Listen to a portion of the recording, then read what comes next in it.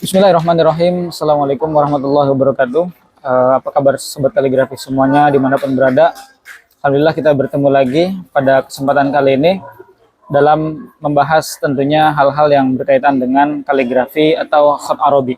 Pada kesempatan kali ini kita akan membahas tentang istilah-istilah dalam bahasa Arab yang biasa kita gunakan dalam belajar khat Arabi. Sebelum itu kita akan coba meng-highlight dulu kira-kira apa sih yang melatar belakangi kita mengatakan bahwa mengetahui atau mengenal istilah-istilah dalam bahasa Arab di khat Arabi itu penting.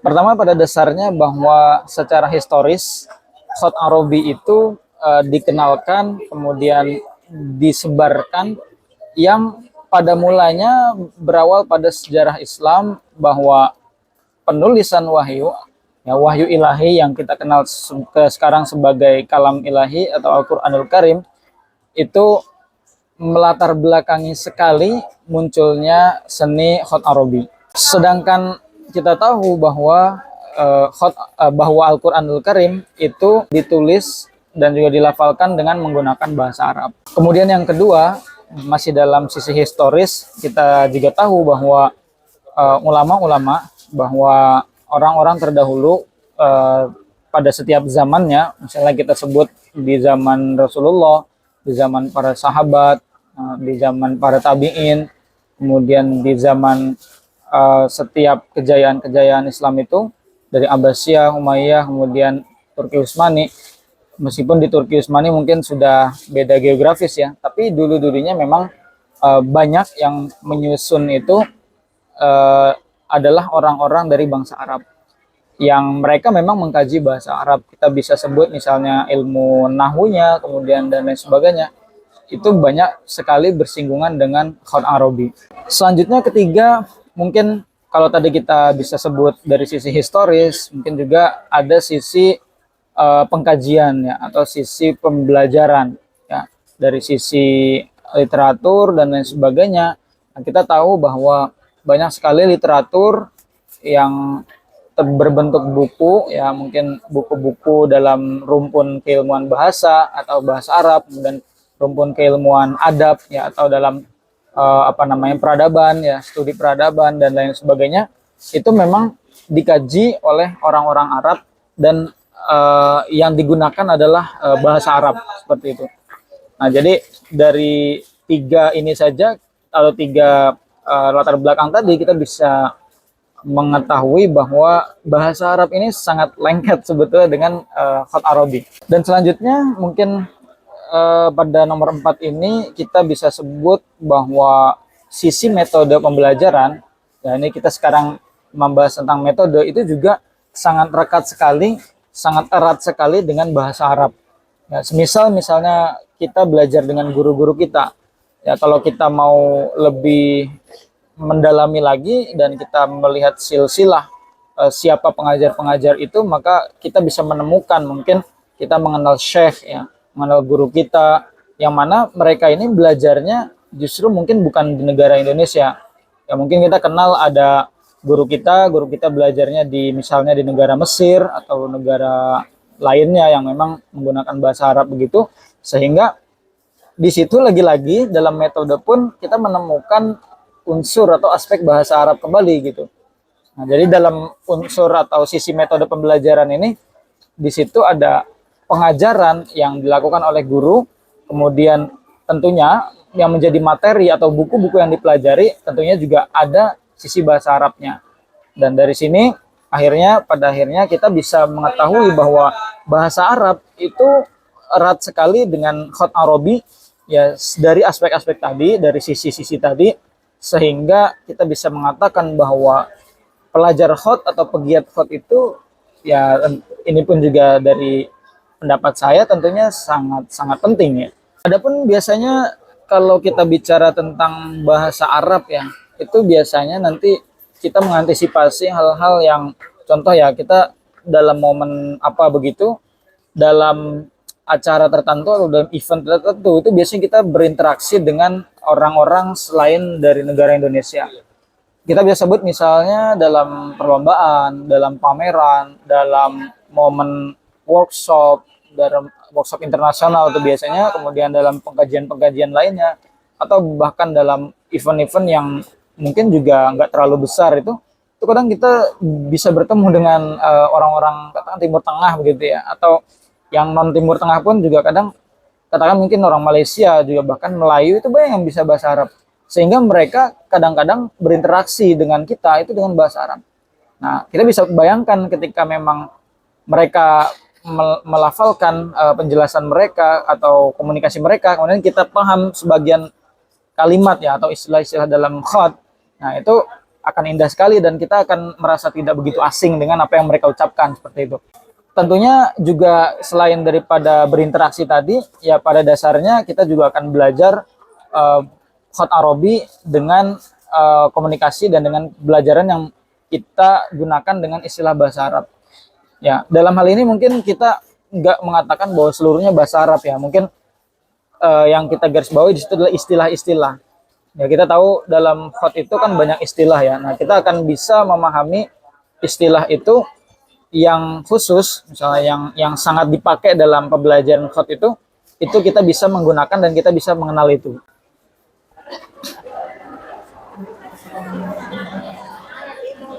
Kemudian ketika kita mengetahui bahasa Arab atau mengetahui istilah-istilah bahasa Arab dalam khat Arabi, itu kita akan lebih mudah dan lebih simpel.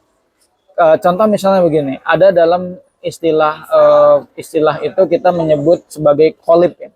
Kalau dalam bahasa Arabnya kolibun begitu. Itu kan kalau dalam bahasa Indonesia misalnya kita omongkan ke orang lain itu jadinya ribet gitu. Misalnya kolib itu kan artinya susunan tulisan ya atau rancangan.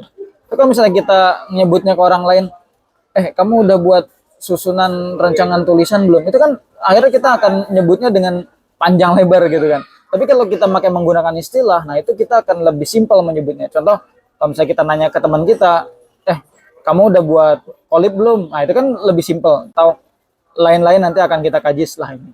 Pada akhirnya teman-teman semua kita akan bisa mengatakan bahwa kalau kita mengenal istilah-istilah dalam bahasa Arab ya yang ada dalam mu'jam, ya itu kita akan bisa berkembang dan kita akan menjadi familiar gitu.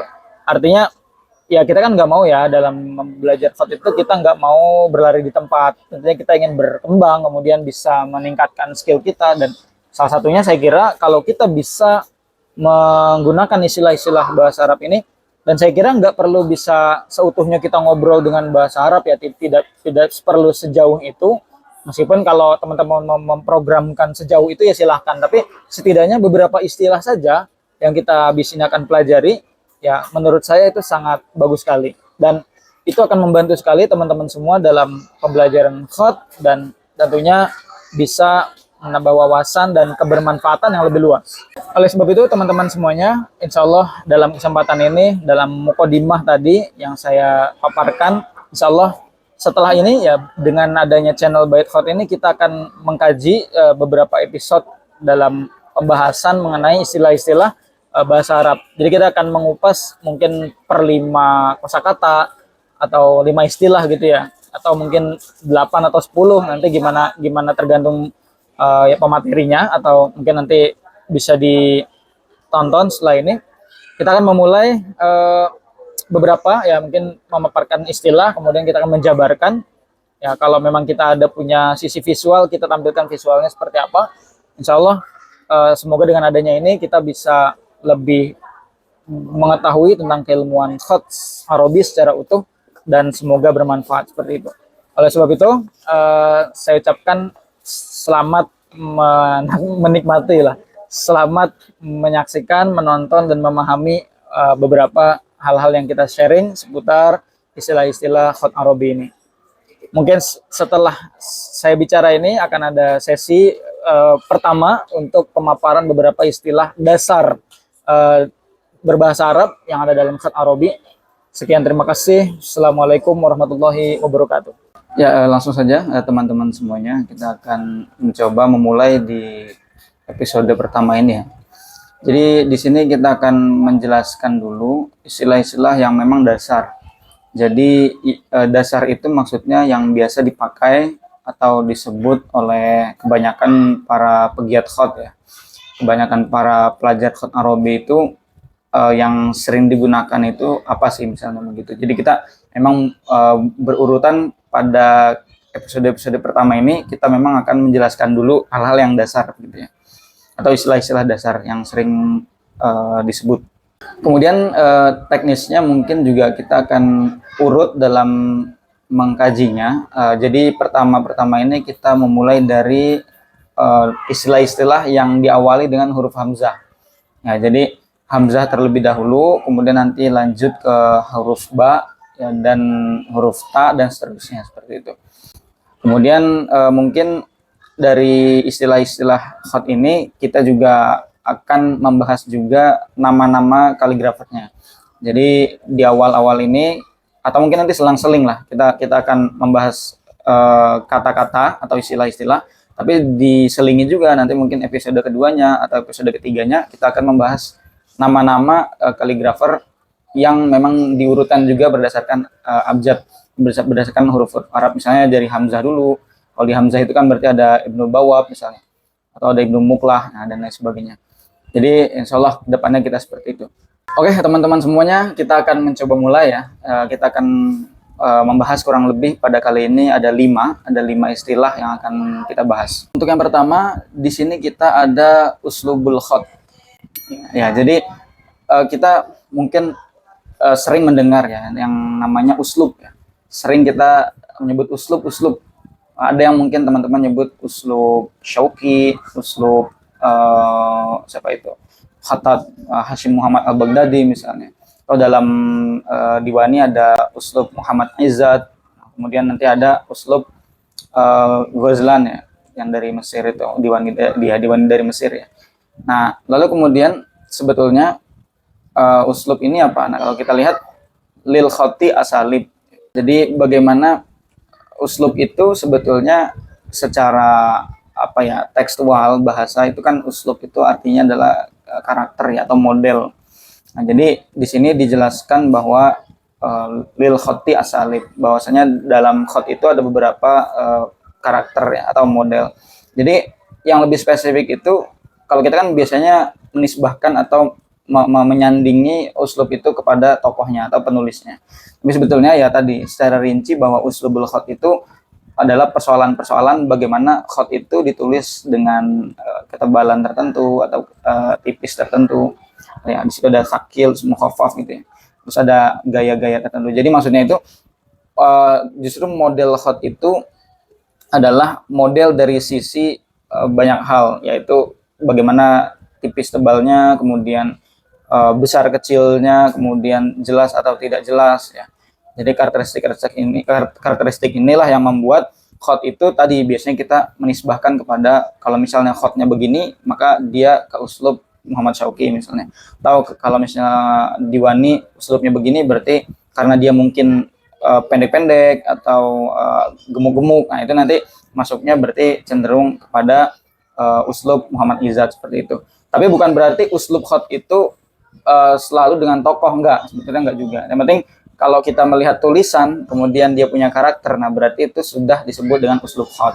Jadi tidak mesti sebetulnya dinisbahkan kepada tokoh tertentu. Tapi biasanya karena uslub khot itu nanti akan menggiring kita kepada suatu identitas tertentu, jadi biasanya kita menyebut uslub itu kepada atau disandingkan kepada satu tokoh tertentu begitu ya. Kemudian di hamzah yang kedua di sini ada al-ijazat ya. Jadi al-ijazat yamnahuha syuyukhul khatti ila tullabihim wa tuktab ala al-warqal ula wal akhirah min kitabil yakhtarut talib. Jadi intinya kalau al-ijazah kan kita suka juga sering nyebut ya, al-ijazah. Ijazah apa sih ijazah gitu kan? Ijazah khot gitu. Cuman memang begini, perlu saya jelaskan juga bahwa sebetulnya bab ijazah, kalau kita bahas tentang ijazah khot itu sebenarnya luas ya. Luas artinya dia ada kajian tersendiri. Tapi ini kan kita lagi mengkaji dari istilah saja gitu ya. Jadi kita akan bahas secara simpel saja. Jadi supaya sekilas tahu teman-teman bahwa ijazah itu sebetulnya sesuatu yang diberikan oleh para syekh kepada murid-murid mereka, dan ditulis di halaman pertama atau terakhir pada satu karya. Nah, jadi sebetulnya begini, konteksnya itu ketika murid itu mau belajar, misalnya katakan khat diwani gitu ya, maka ketika murid itu setelah menyelesaikan pelajaran diwani itu, nanti dia akan diberi label atau legalitas dari gurunya tadi yang disebut dengan sesuatu yang diberikan oleh syekh itu. Kemudian karena si murid itu memilih diwani, maka dia nanti bisa mengajar diwani itu dari ijazah itu, seperti itu. Jadi intinya tulisan yang diberikan di momen selesainya suatu pelajaran sebagai legalitas dia untuk mengajar, kurang lebih begitu. Nah, biasanya ijazah ini ditulis dengan khat yang disebut dengan khat ijazah ya. Meskipun demikian, beberapa kejadian itu biasanya memang nggak mesti dengan khat ijazah ya, kadang ada yang menulis dengan khat lain ya, tapi memang karena dulu mungkin ditulisnya dengan khat ijazah, jadi khat ijazah itu sebenarnya mirip-mirip khat sulus, cuman dia agak dikecilin begitu. Kemudian ada beberapa modifikasi yang kadang juga hampir mirip dengan khat naskhi juga gitu. Nah, ini biasanya dulu ditulisnya dengan khat ijazah seperti itu. Nah, itu tadi yang disebut dengan ijazah. Kemudian yang ketiga masih dalam huruf hamzah ya. Ini ada al-imdo. Ya, jadi imdo, antum kalau pernah lihat gambar ini, ya gambar ini. Jadi ini itu disebut dengan imdo. Nah, ismul khatat au tauqi'uhu ala khututihi ibtakarahu awalan mustafarraqin ba'da'am 1225. Jadi begini, imdo itu apa ya, sebenarnya dia maknanya sama dengan tauqi ya, cuman di sini yang dipakai adalah istilah imdo. Jadi ya secara sekilas dia artinya itu tanda tangan ya. Jadi kalau teman-teman sering ngelihat gambar tadi itu disebut dengan tanda tangan. Nah, itu biasanya yang ditulis ya tentu nama kaligrafernya ya, atau tanda tangannya pada tulisan yang dia tulis. Jadi dikasih apa ya, dikasih identitas begitu dengan namanya dia. Nah ini ilmu juga ya. Akhirnya kita jadi tahu bahwa yang pertama kali memperkenalkan itu adalah Mustafarraqin. Nah, pada tahun berapa? Sini tertulis pada tahun 1225 Hijriah atau Masehinya 1810 Masehi. Berarti sudah berapa itu? 200 tahun lebih dikit ya. Nah, ini jadi biasanya tauqi ini atau imdo ini, teman-teman kalau tahu biasanya itu jarang banget ditemukan ada titik. Misalnya dia nulis Mustafa, itu ada fa itu kan punya titik satu. Nah, jadi fa-nya itu nggak ada titiknya gitu. Atau misalnya yang namanya ada huruf ta, sa atau ba itu biasanya memang titik-titik itu tidak ditulis. Meskipun nggak semuanya, tapi jarang, biasanya yang ada titiknya itu jarang. Nah, mungkin kalau kita lihat kenapa tidak ditulis titiknya, biasanya mungkin memang karena supaya lebih simpel ya, karena tauqi ini atau imdo ya, imdo ini memang dia lebih apa ya, desainnya supaya minimalis, supaya bisa tertata rapih di tulisan-tulisan yang kita tulis itu. Kemudian, nah ini kita masuk ke huruf ba ya, kita masuk ke huruf ba. Jadi ba di sini adalah baril qalam, yakni tajrul qasobah wa yang ada duha ya, lil kitabah. Jadi apa ya, baril kolam ini, nah teman-teman kan mungkin bingung ya ketika mau apa namanya menyebut meraut pena itu apa sih istilah Arabnya. Apa nanti ke teman-teman kalau dengar istilah baril kolam, nah itu berarti artinya adalah meraut pena. Jadi bukan qat'ul kolam ya, bukan memotong itu, bukan. Tapi yang istilah yang tepat adalah baril kolam. Nah, baril kolam ini ada beberapa tahap-tahap ya. Yang pertama al-fathu ya, kemudian an-nahtu, asy-syaqqu, al-qattu. Nah, ini tahap-tahap yang ada dalam baril kolam.